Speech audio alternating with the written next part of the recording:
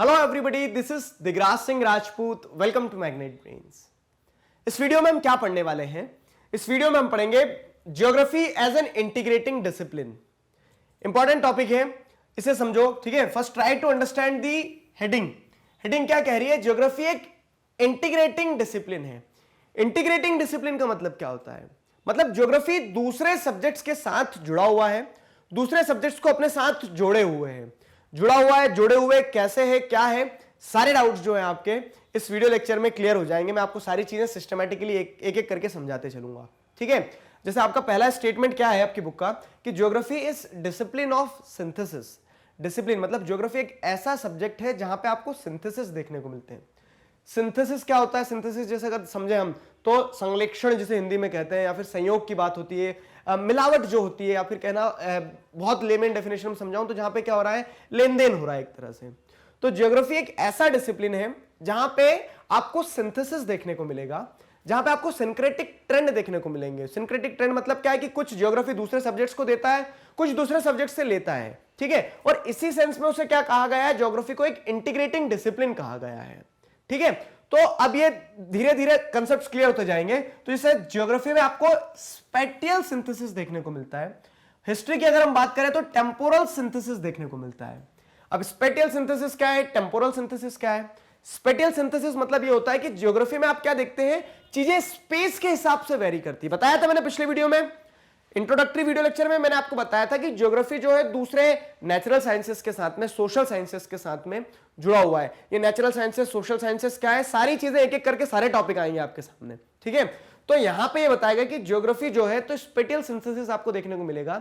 Geography में चीजें space के हिसाब से वेरी करती है, और उन स्पेस के हिसाब से वेरी करती है तो आपको वहां पे जैसे ज्योग्राफी से डिसिप्लिन ऑफ सिंथेसिस कह रहा हूं मैं आपको, तो आपको वहां पे ये देखने को मिलेगा कि कैसे एक स्पेस से दूसरे स्पेस में ट्रांजिशन आता है, चीजें वेरी करती है, और ज्योग्राफी मतलब ज्योग्राफिकल फीचर्स जो हैं वो उससे कितना ज्यादा इन्फ्लुएंस करते हैं। ठीक है, और वही चीज अगर आप हिस्ट्री में देखोगे तो हिस्ट्री में आपको टेम्पोरल सिंथेसिस मतलब क्या होता है कि जो टाइम के हिसाब से वेरी करता है। अभी सिंथेसिस शब्द को हटा दो, अभी सिर्फ स्पेटियल और टेम्पोरल को अगर समझे तो देखो यहाँ पे क्या है। ज्योग्राफी मतलब क्या है कि ये अर्थ है आपका, तो यहाँ पे पोल्स पे कुछ अलग क्लाइमेट होगा, यहाँ पे वेजिटेशन अलग होगा, वाइल्ड लाइफ अलग होगी। यहाँ पे कल्चर की अगर ह्यूमन ज्योग्राफी की बात करें तो लोगों का घर अलग होंगे, लोगों के कपड़े पहनने का तरीका, लोगों का खाने का तरीका अलग होगा। ठीक है, ये स्पेस हो गई। ठीक, अब अगर आप बात करते हो इक्वेटर की, तो यहाँ पे लोगों का घर अलग होगा, क्लाइमेट अलग होगा, जानवर अलग होंगे, पेड़ पौधे अलग होंगे। यहाँ की ज्योग्राफी टोटल अलग होने वाली है, ह्यूमन भी, फिजिकल भी। मानते हो इस चीज को? यहाँ बारिश खूब होगी, वहां बारिश कम नहीं होगी, वहां स्नोफॉल होगी, यहाँ रेनफॉल होगी। ठीक है, तो ये स्पेटियल डिस्ट्रीब्यूशन, स्पेटियल वेरिएशन देखने को मिलेगा। और ज्योग्राफी में क्या है, इसी स्पेटियल वेरिएशन में आपको कहीं ना कहीं क्या देखने को मिलेगा कि सिंथेसिस भी है। इसी स्पेटियल वेरिएशन में आपको ये चीजें समझ में आएगी कि यार जैसे ट्रॉपिक्स है, तो ट्रॉपिक्स पे अब जैसे कश्मीर है, तो कश्मीर को छोड़ के थोड़ा और नीचे आ जाओ तो यहाँ पे विंटर्स भी है, समर्स भी है, सारी चीजें, तो आपको एक ट्रांजिशन देखने को मिलेगा। ठीक है, अब वही हिस्ट्री में अगर बात करते हो, हिस्ट्री में टेम्पोरल सिंथेसिस की बात की गई है। टेम्पोरल मतलब जो टाइम के हिसाब से वेरी करता है। जैसे टाइम के हिसाब से कैसे? तो हिस्ट्री में जगह तो वही रहने वाली है, मतलब ये जो दिल्ली है, ठीक है, तो दिल्ली दिल वालों की आपको पता है, ठीक है, लेकिन उसके अलावा भी क्या है, तो जैसे आप देखेंगे टाइम के हिसाब से, तो टाइम के हिसाब से अगर हम जाते हैं कहां पे, जो एंशिएंट हिस्ट्री के कह सकते हैं कि एंशिएंट हिस्ट्री, जब एंशिएंट हिस्ट्री छोड़ो, मिडिवल हिस्ट्री से अगर बात करें तो यहाँ पे क्या है, इंडिजीनियस राजपूत रूलर्स ने भी रूल किया है। ठीक है, उससे पहले जैसे एंशिएंट में चले जाओगे तो आप हर्षवर्धन वगैरह, तो इंडिजीनियस रूलर्स ने रूल किया है। ठीक है, फिर क्या होता है, अटैक होता है, तो स्पेस वही है, टाइम के हिसाब से टेम्पोरल बता रहा हूं। तो एक टाइम पीरियड था, ठीक है, 12 मतलब जैसे देखोगे तो क्या कह सकते हैं 12th सेंचुरी, 13th सेंचुरी, तो उस टाइम पीरियड में यहाँ पे तोमर राजपूत वगैरह, पृथ्वीराज चौहान, ये सब कुछ थे। फिर यही एरिया पे क्या हो जाता है, दिल्ली सुल्तान्स आ जाते हैं, तो वो दिल्ली सुल्तान्स जो है तो 13, 14, 15 सेंचुरी तक, 14, 15 सेंचुरी तक रूल करते हैं। ठीक है, उनके जाने के बाद मुगल्स आ जाते हैं, मुगल्स के बाद में ब्रिटिश आ जाते हैं, ब्रिटिश आ जाते हैं। तो ये क्या है, over the period of time, space वही है, टाइम में क्या होते जा रहा है, अलग अलग चेंजेस आते जा रहे हैं। ठीक है, तो हिस्ट्री जो है, हिस्ट्री एज ए मैटर, मतलब हिस्ट्री एज ए डिसिप्लिन जो है वो टेम्पोरल सिंथेसिस की बात करता है। अब आपको मैंने क्या बताया, आपको मैंने बताया कि ज्योग्राफी एक इंटीग्रेटिंग डिसिप्लिन है। इंटीग्रेटिंग डिसिप्लिन है वो, आप ऐसा नहीं है कि ज्योग्राफी जो है सिर्फ स्पेस की ही बात करेगा, वो चीजों को जोड़ के देखता है, ठीक है, वो चीजों को जोड़ के देखता है। तो आपको यहां पर इंटर रिलेशन समझना होगा दोनों के बीच में, कि ये स्पेटियल और टेम्पोरल सिंथेसिस जो है तो ये अलग अलग नहीं होते, एक साथ काम करते हैं। एक साथ कैसे काम करते हैं, तो एक साथ ऐसे काम करते हैं कि किसी भी जगह की ज्योग्राफी जो है वो टाइम के हिसाब से भी वेरी करती है, और कोई भी जो टाइम है तो उस टाइम में ज्योग्राफिकल फीचर्स भी एक इंपॉर्टेंट रोल प्ले करते हैं। अब आप बोलोगे सर नहीं समझ आया है, चलो समझाता हूं। देखो एक एग्जांपल के थ्रू समझने की कोशिश करना, ठीक है, कि ये क्या हो गया, आपका वर्ल्ड हो गया, ठीक है, आपके उस वर्ल्ड में हमारा प्यारा सा भारत हो गया यहाँ पे। तो अगर हम बात करते हैं स्पेटियल सिंथेसिस की, तो इंडिया में क्या हो रहा है, किसी एक प्रकार की क्रॉप ग्रो की जा रही है, अगर मान लो, ठीक है, किसी एक प्रकार की क्रॉप ग्रो की जा रही है, तो वो क्रॉप जो ग्रो की जा रही है, सारी चीजें वो स्पेस के हिसाब से स्पेटियल सिंथेसिस की बात की जा रही है। लेकिन अगर टेम्पोरल सिंथेसिस की बात की जाए, अगर उसको हिस्ट्री के पर्सपेक्टिव से देखा जाए, तो इंडिगो जो क्रॉप थी एक समय पे ग्रो की जाती थी एक टाइम में, आज वो टाइम निकल गया है, ठीक है, उस मतलब आज वो टाइम निकल गया, यानी कि आज के टाइम पीरियड में इंडिगो ग्रो नहीं किया जा रहा है, ठीक है। इंडिया में आज इंडिगो जो नील है, जो नील की खेती नहीं की जा रही है। फैक्टर्स बहुत सारे हैं, अब जैसे इकोनॉमी जोड़ दो यहां से, क्या कि सिंथेटिक फाइबर आ गया, तो इकोनॉमी जुड़ गई यहां पे, ठीक है। तो इंटर रिलेशन समझना कि इंडिगो जो ज्योग्राफी का पार्ट था, क्रॉप प्रोडक्शन, वो सारी चीजें वो over the period of time temporal मतलब पर्सपेक्टिव से अगर उसको देखोगे आप, तो वो चीजें क्या हुई है, बदली है, ठीक है। तो ऐसा नहीं है कि जो स्पेस है वो टाइम से रिलेटेबल नहीं है और जो टाइम है वो स्पेस से रिलेटेबल नहीं है, दोनों चीजें आपस में रिलेटेबल हैं। और इसे आपको लास्ट में, टॉपिक के लास्ट में और अच्छी तरह से क्लियर कर दूंगा, जब बहुत सारे एग्जांपल्स दे दूंगा तो आपको बताऊंगा टाइम और स्पेस दोनों अल्टरनेट वे में भी यूज किया जा सकता है, कैसे बताऊंगा लास्ट में। थोड़ा सा एक आइडिया मिल गया आपको, ठीक है। और ज्योग्राफी क्या करने की कोशिश करता है, तो ज्योग्राफी इसी तरह से टाइम से टेम्पोरल सिंथेसिस डेवलप करने की कोशिश करता है, अपने जो अपना कैरेक्टरिस्टिक है, जो अपने एट्रीब्यूट है, स्पेटियल कैरेक्टरिस्टिक्स, ठीक है, उन्हें देने की कोशिश करता है। आ गया ना समझ में, ठीक है। तो कनेक्ट करना बस, क्लियर। तो geography as an integrating discipline has interface with numerous natural and social sciences. तो हिस्ट्री के साथ तो मैंने आपको एक एग्जांपल दिया, तो हिस्ट्री के साथ एक एग्जांपल दिया, इसी तरह से ज्योग्राफी जो है, तो ज्योग्राफी का इंटर रिलेशन जो है, ज्योग्राफी को जो इंटीग्रेटिंग डिसिप्लिन कहा जा रहा है, तो वो दूसरे भी नेचुरल साइंसेस, सोशल साइंसेस के साथ में जुड़ा हुआ है, ठीक है। कैसे जुड़ा हुआ है, क्यों जुड़ा हुआ है, उसके पीछे का कारण समझो। क्योंकि all sciences have one basic objective of understanding the reality. Starting में इंट्रोडक्टरी वीडियो में मैंने आपको बताया था कि जो रियलिटी होती है ना, जो कह सकते हैं कि सत्य है, तो रियलिटी इज मल्टी फैसेटेड, ठीक है, and geography is multi dimensional, ठीक है। हर चीज के दो, जैसे एक सिक्के के भी दो पहलू होते हैं, तो यहां तो आप एक सब्जेक्ट की बात कर रहे हो, अब एक सब्जेक्ट में कितने सारे पहलू होंगे, ठीक है, कितने सारे डायमेंशन होंगे। अब सही क्या है, सत्य क्या है, तो सारे साइंसेस जो है ना, अब जैसे मैंने आपको क्या बताया था, अभी मैंने आपको पहले जो एक्सप्लेन किया था, तो उसमें समझा था कि व्हाट और वेयर जो है ज्योग्राफी का व्हाट और वेयर जो है ना, ये डिसिप्लिन को साइंटिफिक नहीं बनाता। सिर्फ इन दोनों ही पर्सपेक्टिव से देखोगे तो साइंटिफिक नहीं बन जाता है। लेकिन जब आप वाई की बात करते हो तो आपको पता चलता है कि ज्योग्राफी में जब आप वाई ढूंढोगे कि ऐसा है तो क्यों है, प्रूफ करोगे, तो कुछ applied principle, universally applied principles आपके सामने निकल के आएंगे कि विंड जो है वो हाई प्रेशर से लो प्रेशर चलने वाली है, तो वो साइंटिफिक बनाता है सब्जेक्ट को। उसी तरह से जितने भी साइंटिफिक सब्जेक्ट्स हैं, ठीक है, जितने भी साइंसेस हैं, तो सारे साइंस क्या करते हैं, सभी रीजन ढूंढते हैं, वाई ढूंढते हैं, वो चाहते हैं कि उन्हें रियलिटी समझ में आए। अब जब रियलिटी को जानना है आपको, तो आप सिर्फ अपने सब्जेक्ट तक सीमित नहीं रह सकते, ठीक है। और मेरा पर्सनल एक्सपीरियंस मैं आपको बताता हूं एक, जब आप किसी एक सब्जेक्ट को बहुत डिटेल में पढ़ोगे ना, ठीक है, जैसे आप पॉलिटिकल साइंस को बहुत डिटेल में पढ़ोगे, तो उस पॉलिटिकल साइंस को पढ़ते पढ़ते आप आधी इकोनॉमिक्स सीख जाओगे, आधी हिस्ट्री पता चल जाएगी, आधा ज्योग्राफी सीख जाओगे, आधी सोशियोलॉजी समझ में आ जाएगी, ठीक है। क्यों? क्योंकि कोई भी सब्जेक्ट आप एक दूसरे से अलग नहीं होते हैं, वो सब्जेक्ट मैटर में अलग हो सकते हैं, लेकिन उनकी अप्रोच, मतलब कह सकते हैं उनका जो कंटेंट रहता है, वो कंटेंट आपस में इंटर रिलेटेड रहता है, ठीक है।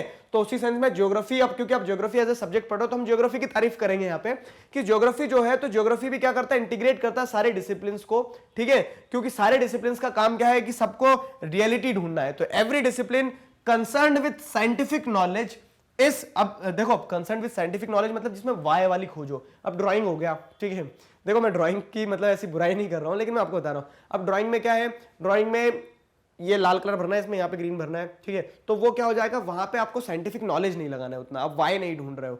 ठीक, लेकिन जो भी सब्जेक्ट साइंटिफिक नॉलेज से जुड़ा हुआ रहता है, ठीक है, तो every discipline concerned with scientific knowledge is linked with geography as many of their element vary over space, vary over space. और मैंने आपको क्या बताया, ज्योग्राफी जो है, तो ज्योग्राफी स्पेटियल सिंथेसिस पे एम्फोसिस करता है, ठीक है, मतलब क्या है कि स्पेस को पढ़ने का काम करता है ज्योग्राफी, अलग अलग स्पेस, पोल्स पे, इक्वेटर पे, सब ट्रॉपिक्स पे, ट्रॉपिक्स पे, क्या सारी चीजें हैं। और सारे सब्जेक्ट का काम क्या है, रियलिटी ढूंढना है। तो अब जब सारे सब्जेक्ट्स जो हैं, जो साइंटिफिक नॉलेज से every subject which is concerned with scientific knowledge, ठीक है, is linked with geography as many of their element vary over space. अब हर सब इकोनॉमिक्स जो है, तो इकोनॉमिक्स को अगर आप पढ़ने की कोशिश करोगे, ठीक है, या फिर जैसे इकोनॉमिक्स तो चलो सोशल साइंस में डाल देते हैं, अभी क्या है सोशल, क्या है नेचुरल, वो बताऊंगा आगे, ठीक है। तो जैसे अब मान लो आप क्या बात करते हैं, आप बात करते हैं जूलॉजी की, ठीक है, तो अब जानवरों को जो पढ़ना है, समझना है ना, तो उसमें आपको स्पेस भी देखना होगा कि पोल्स पे जानवर अलग होंगे, इक्वेटर पे अलग होंगे, वो ज्योग्राफी से डेटा डिराइव करना ही पड़ेगा, ज्योग्राफी को अपना डेटा देना ही पड़ेगा।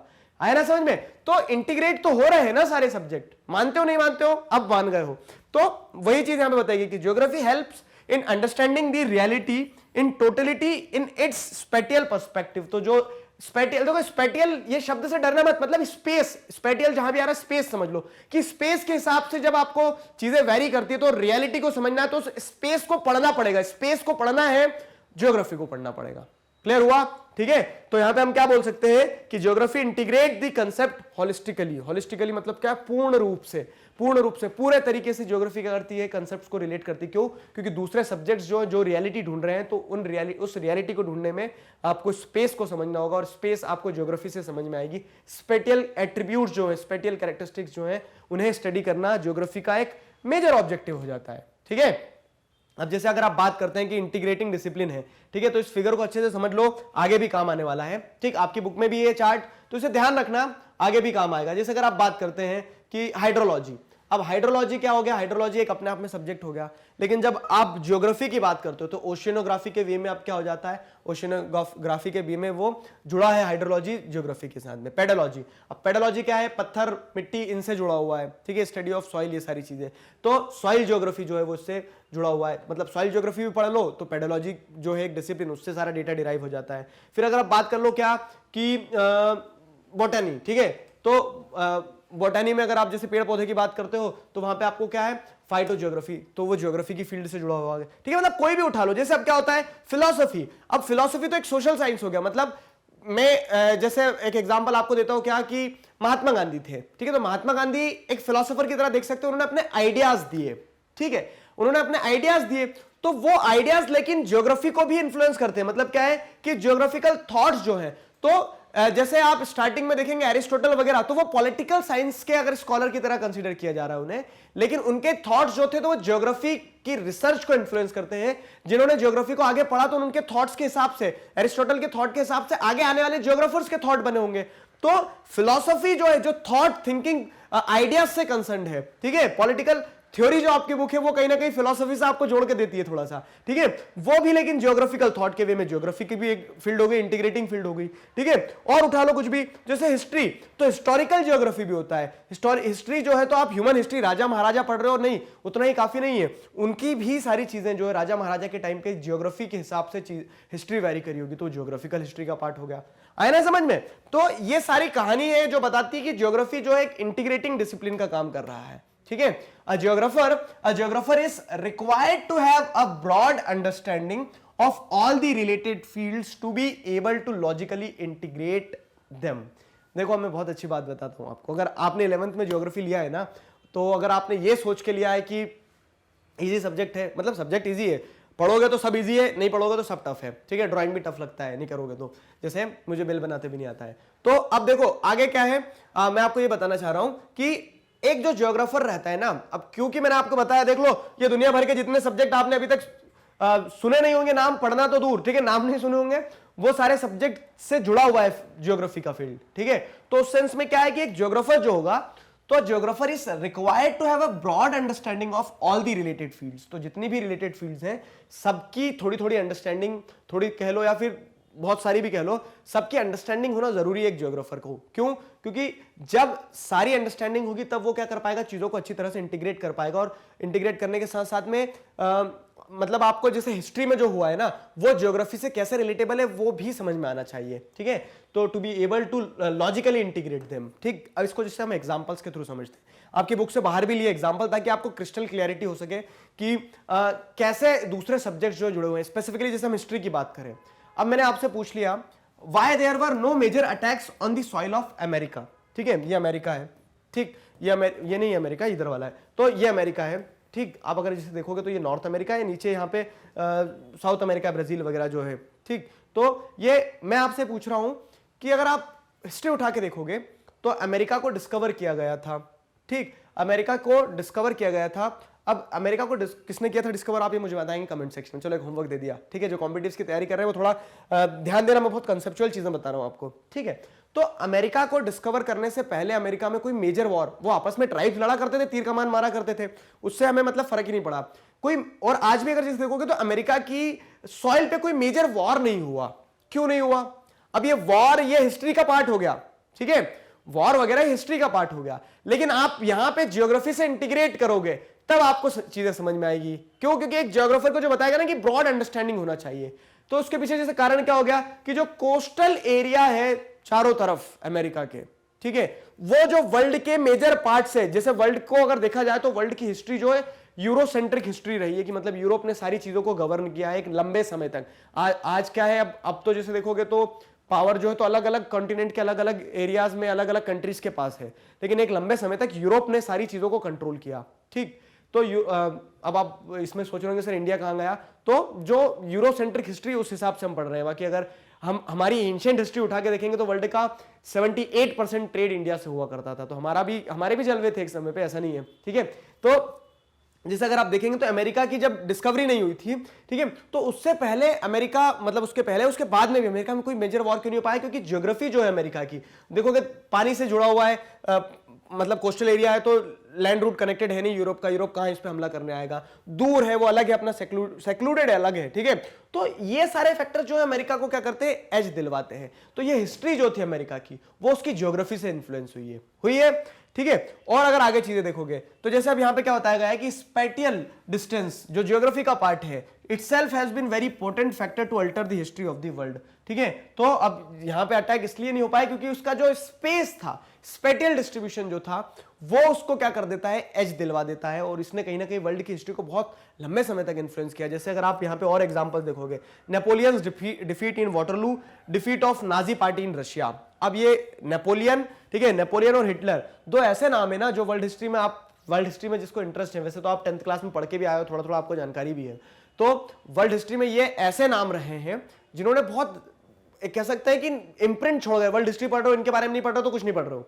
नेपोलियन ने भी बहुत सारे अटैक्स किए, ठीक है, तो नेपोलियन ने जब बहुत सारे अटैक किए तो अब अगर आपको समझ में आए, मैंने यहाँ पे जो स्टेटमेंट लिखा है क्या कि स्पेटियल डिस्टेंस जो एक ज्योग्राफी का पार्ट है itself has been a very potent factor to alter the history of world की हिस्ट्री को इन्फ्लुएंस करने में डिस्टेंस का, किसी भी एक जगह, मतलब जैसे एक गांव है छोटा है, यहां से वहां तक जाना है डिस्टेंस कम है, यहां से वहां तक जाना है वो डिस्टेंस ज्यादा है, तो वो डिस्टेंस ने हिस्ट्री को इन्फ्लुएंस कर दिया है, ठीक है। स्पेटियल डिस्टेंस ने हिस्ट्री को, वर्ल्ड हिस्ट्री को इन्फ्लुएंस किया है। कैसे? तो जैसे ये दो एग्जांपल मेरे को ध्यान आते हैं वो मैं आपको बताता हूं। नेपोलियंस डिफीट इन वाटरलू और defeat of Nazi party in Russia. तो यहां पे आप क्या देखोगे कि हिटलर क्यों हारा था? पता है, हिटलर इसलिए हारा था क्योंकि उसने रशिया पे, मतलब दोनों एंड पे, देखो फैक्टर्स तो बहुत सारे, पाई के 25 है, लेकिन मैं आपको अगर एग्जांपल से बताऊं तो क्या है, एक तो हिटलर ने क्या कर दिया, इधर जर्मनी जैसे इधर है, ठीक है, तो एक तो हिटलर ने क्या कर दिया, इस एंड पे ब्रिटेन के साथ लड़ाई चालू कर दी थी, इस एंड पे रशिया के साथ। तो दो एंड पे लड़ना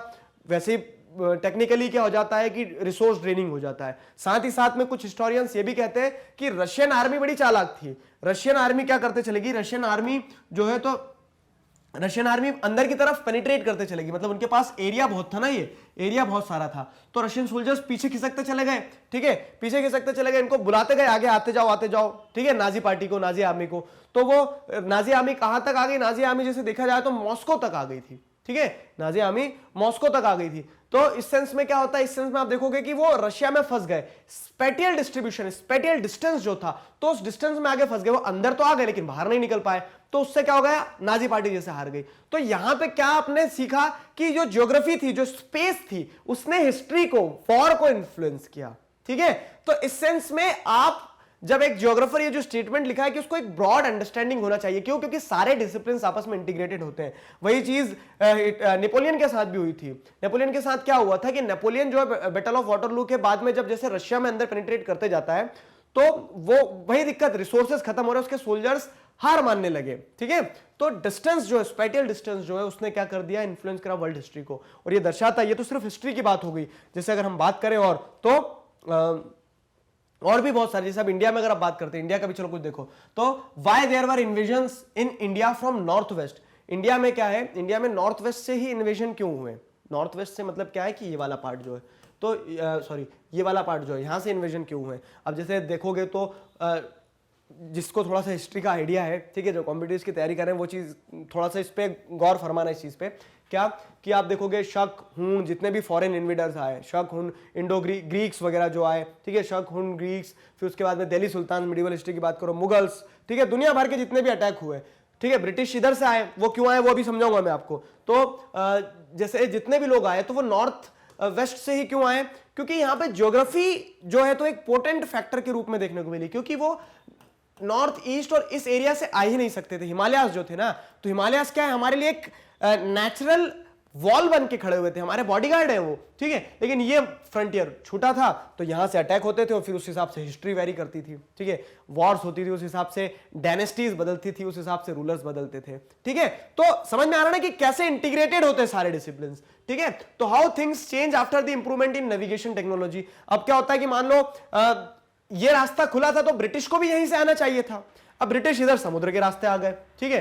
तो ब्रिटिश समुद्र के रास्ते कैसे आ गए? क्योंकि जब इंप्रूवमेंट हुआ किसमें, नेविगेशन टेक्नोलॉजी में, मतलब जब नेवी जो है थोड़ी और डेवलप कर ली ये ब्रिटेन वगैरह के लोगों ने, तो वहां से क्या हुआ, वहां यूरोप में और भी जैसे दूसरी जो फ्रेंच ईस्ट इंडिया कंपनी निकल आई, डच ईस्ट इंडिया कंपनी निकल आई, पोर्टुगल से लोग आ गए, तो ये सब जब इन्हें जहाज वहाज बना लिए समुद्र वाले, तो वो क्या है और बेहतर तरीके से अब उन्होंने रास्ते नए ढूंढ लिए। तो यहाँ पे क्या है कि टेक्नोलॉजी है, तो टेक्नोलॉजी ने इन्फ्लुएंस करा चीजों को, ठीक है।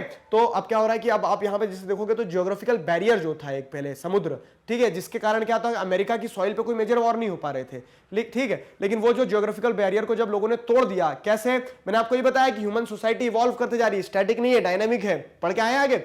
तो उस सेंस में क्या हुआ, उस सेंस में अगर आप जैसे देखोगे तो नेविगेशन टेक्नोलॉजी इंप्रूव होगी, तो हमारी जो अभी तक का मतलब हिस्टोरिकल नैरेटिव रहा है कि नॉर्थ वेस्ट से अटैक होते थे, तो अब चेंज हो गया, ब्रिटिश जो आए तो ब्रिटिश भैया समुद्र के रास्ते आ गए। आया ना समझ में? तो आपको चीजों को सेक्लूजन में एक तरफ करके नहीं पढ़ना है, इंटर रिलेट करके पढ़ना है, अपनी सोच को बहुत खुला रखना है। वही चीज मैं आपको, देखो ये बहुत सारे एग्जांपल ऐसे जो आपकी बुक में नहीं लिखे हैं, मैं आपको क्यों बता रहा हूं, क्यों सिर लड़ा रहे हैं हम इसलिए क्योंकि आपको समझ में आए कि कैसे इंटीग्रेटेड होते हैं सारे डिसिप्लिन। ज्योग्राफी को छोड़ो, मैं तो आपको बता रहा हूं सारे डिसिप्लिन आपस में जुड़े होते हैं। तो these are some examples where geography can be seen as an integrating discipline with history. ये तो कुछ ऐसे एग्जांपल थे जहां पे आपको ज्योग्राफी और हिस्ट्री के बीच में मैंने इंटर रिलेशन बताया। लेकिन क्या है, similarly geography and economy is connected, similarly geography and culture is connected, similarly geography and political science is connected. बहुत सारी चीजें हैं। जैसे क्या होता है, ज्योग्राफी एंड इकोनॉमी कैसे कनेक्टेड है, सोचा होगा आपने, ठीक है, क्वेश्चन आया होगा मन में। चलो बताता हूं कि मान लो किसी साल क्या होता है, टिड्डी दल आ गया वो, ठीक है, लोकस्ट अटैक हुआ था ना अभी, तो उसमें क्या हुआ कि फसल सारी खा गए। फसल ज्योग्राफी का पार्ट है, तो वो फसल सारी नुकसान हो गई, तो उससे होगा क्या, अल्टीमेटली कंट्री में जो इकोनॉमिक एक्टिविटीज चलती थी, एग्रीकल्चरल एक्टिविटीज के बाद में वो फार्मर्स बेचते थे, फैक्ट्री में जाता था, सामान बनता था, सामान बिकता था, देश में पैसा आता था, वो सारी एक्टिविटी ठप हो गई। तो ज्योग्राफी और इकोनॉमी भी आपस में जुड़े हुए हैं। आ रहा है समझ में कुछ? तो उस सेंस में क्या है कि सारे सब्जेक्ट्स जो है वो आपस में इंटर रिलेटेड होते हैं। वही हमने आपको बताया कि geography as an integrating discipline, वही चीज समझाई है मैंने। क्लियर हुआ? चलो तो आगे क्या देखो, अब जो हमने स्टार्टिंग में बताया था आपको, क्या स्टार्टिंग में बताया था मैंने आपको यहां पे स्पेटियल और टेम्पोरल सिंथेसिस की बात बताई थी ना, वही चीज को फिर से मैं आपको समझाता हूं कि कैसे इंटर रिलेटेड है, दोनों का इंटर रिलेशन समझाता हूं। It is possible to convert time in terms of space and space in terms of time. अब इसकी जरूरत क्या है, ठीक है, इसकी जरूरत यह है, जरूरत समझा देता हूं पहले, कि जब आप टाइम को स्पेस और स्पेस को टाइम के टर्म्स में पढ़ते हो ना, तो वो जो वाटर टाइट कंपार्टमेंट आपने कर दिया कि हिस्ट्री टेम्पोरल बेसिस पे, टेम्पोरल एट्रीब्यूट्स पे पढ़ी जाए और ज्योग्राफी स्पेटियल एट्रीब्यूट्स पे पढ़ी जाए, तो वो जो आपने डिफरेंशिएशन किया, उस डिफरेंशिएशन को तोड़ के आप क्या कर सकते हो, चीजों को इंटर रिलेट करके समझ सकते हो, ठीक है। तो अब मैं आपको ये समझाता हूं, it is possible to convert time in terms of space and space in terms of time, तो वो देखो जैसे यहाँ पे क्या है, एग्जाम्पल ये रहा आपका, ठीक। It can be said that a place is 1500 kilometre from a place B, ठीक है। तो ये डिस्टेंस हो गया, मतलब ये डिस्टेंस हो गया, ठीक है। आप डिस्टेंस के टर्म्स में बता रहे हो कि 1500 किलोमीटर, तो आपने ये क्या कर दिया, स्पेस के टर्म्स में बताया। अब इसे कन्वर्ट टाइम के टर्म में कैसे कर लेंगे? अब टाइम के टर्म में जब आप कन्वर्ट कर दोगे, ठीक है, तो ये भी क्लियर हो जाएगा कि स्पेस और टाइम दोनों आपस में जुड़े हुए हैं, ठीक है। तो जैसे हम यहाँ पे क्या है कि जब आप कह रहे हैं कि एक प्लेस, ये प्लेस ए है, ये प्लेस बी है, ये इससे 1500 किलोमीटर दूर है, ये स्पेस के टर्म्स में आप बात कर रहे हो। अब इस स्पेस को आपको टाइम में कन्वर्ट करना है, time in terms of space कर दे या फिर space in terms of time करें, तो देखो क्या है, it can also be said that place a is 2 hours away, ठीक है। 1500 किलोमीटर है, मतलब क्या है कि 2 घंटे दूर है। अब बोलोगे सर ऐसा कौन दौड़ के जाएगा, तो प्लेन से जब जाओगे तो क्या है, 2 घंटे दूर है, तो आपने उस स्पेस को 1500 किलोमीटर को टाइम में कन्वर्ट कर दिया ना, ठीक है। वही चीज अगर आप देखोगे, और 17 hours away if travel by fast moving train, तो ट्रेन से 17 घंटे लगेंगे, तो वो फिर स्पेस को आपने टाइम में कर दिया। यहां पे टेक्नोलॉजी का भी इंपॉर्टेंट रोल हो जाता है। एक चीज ये भी समझ लो कि टेक्नोलॉजी जो है, तो ये जो इंटररिलेशन है टाइम और स्पेस के बीच में, उसको बहुत ज्यादा क्या करती है, बहुत ज्यादा इंफ्लुएंस कर देती है। 2 घंटे 17 घंटे, ठीक है। तो वो सारी चीजें जो थी मैंने आपको बताया। तो अब इसको हम कंक्लूड कैसे कर सकते हैं कि time is an integral part of geographical studies as the 4th dimension, ठीक है। तो पिछले वीडियो में मैंने आपको 3 डायमेंशन बताए थे, 3 सेट ऑफ क्वेश्चन बताए थे, ठीक है। क्या बताया था? 3 सेट ऑफ क्वेश्चन में मैंने व्हाट बताया था, वेयर बताया था, वाई बताया था, ठीक है। अब चौथा डायमेंशन या फिर कह सकते हैं कि चौथा सेट ऑफ क्वेश्चन यहां पे टाइम की बात कर रहा है, तो टाइम मतलब व्हेन, ठीक है। व्हेन भी एक इंपॉर्टेंट कंपोनेंट हो जाता है ज्योग्राफी का। तो time is an integral part of geographical studies. Geographical studies को जब आप देखते हो तो व्हेन भी बहुत इंपॉर्टेंट है। जैसे मैं आपको एक एग्जांपल अभी ध्यान आया बताता हूं कि हिमालयन फॉर्मेशन जो है, ठीक है, हिमालयाज का जो फॉर्मेशन हुआ है, तो वो हिमालयाज ऐसा नहीं कि हमेशा से ही रहे होंगे, तो वहां पे टाइम भी तो एक इंपॉर्टेंट फैक्टर है कि over the period of time क्या होता है, हिमालयाज बने हैं। और over the period of time क्या है कि अरावली जैसे जो है, अरावली माउंटेन जानते हो कहां है, ये राजस्थान में जो है, तो एक समय पे ऐसा कहा जाता है कि अरावली हिमालयाज से भी ऊंचे थे, लेकिन टाइम के चलते क्या है, वियर एंड टियर, अभी आप आगे पढ़ोगे, इरोजन, ठीक है, विंड के कारण, वाटर के कारण, इन सारी चीजों के कारण क्या होता है, चीजें बदलती है। तो ज्योग्राफी में आप टाइम को भी मतलब क्या है, ड्यू रिस्पेक्ट देनी होगी आपको टाइम को भी। टाइम भी एक इंटीग्रल पार्ट होता है ज्योग्राफिकल स्टडीज का, 4th डायमेंशन का। व्हेन वाला जो सेट ऑफ क्वेश्चन है वो भी यहां पे निकल के आ सकता है, ठीक है। तो मजा आया नहीं आया बताना, नई चीजें जानने को मिली नहीं मिली ये भी बताना, ठीक है। ये सारा ये जो पूरा टॉपिक है हमारा यहां पर कंप्लीट होता है। अब नेक्स्ट वीडियो में हम क्या करेंगे, यही जो ज्योग्राफी एक इंटीग्रेटेड डिसिप्लिन है ना, जो मैंने आपको समझा दिया, अब वो नेचुरल साइंसेस के साथ में कैसे इंटीग्रेट होता है, सोशल साइंसेस के साथ में कैसे इंटीग्रेट होता है, तो एक एक टॉपिक को हम लेते चलेंगे, समझते चलेंगे। आशा करता हूं चीजें समझ में आई है। किसी प्रकार के डाउट है, feel free to ask in comment section. Magnet brains पर इसी तरह से क्लास 4th से क्लास 12 तक सभी सब्जेक्ट्स, चैप्टर्स, टॉपिक, सब टॉपिक, सब कुछ सिस्टमैटिक वे में वीडियो लेक्चर्स के फॉर्मेट में अवेलेबल है, जिन्हें आप बहुत आसानी से देख सकते हैं, पढ़ सकते हैं, घर बैठे अपना सिलेबस कंप्लीट कर सकते हैं। जी हाँ, जैसे आप ज्योग्राफी पढ़ रहे हैं उसी तरह से आप अपने जूनियर सीनियर्स को बताइए, वो सारे सब्जेक्ट पढ़ सकते हैं। आप भी दूसरे सब्जेक्ट जो ह्यूमैनिटीज के, जैसे पॉलिटिकल साइंस है, वो पढ़ सकते हैं। तो शेयर कीजिए, ठीक है। और सबसे मजेदार बात क्या है कि सारे वीडियो लेक्चर्स आप यूट्यूब चैनल पर और वेबसाइट पर फ्री ऑफ कॉस्ट देख सकते हैं, सारे वीडियो लेक्चर्स। मिलते हैं नेक्स्ट वीडियो में अगले टॉपिक के साथ। Till then stay connected, keep learning. Thank you very much.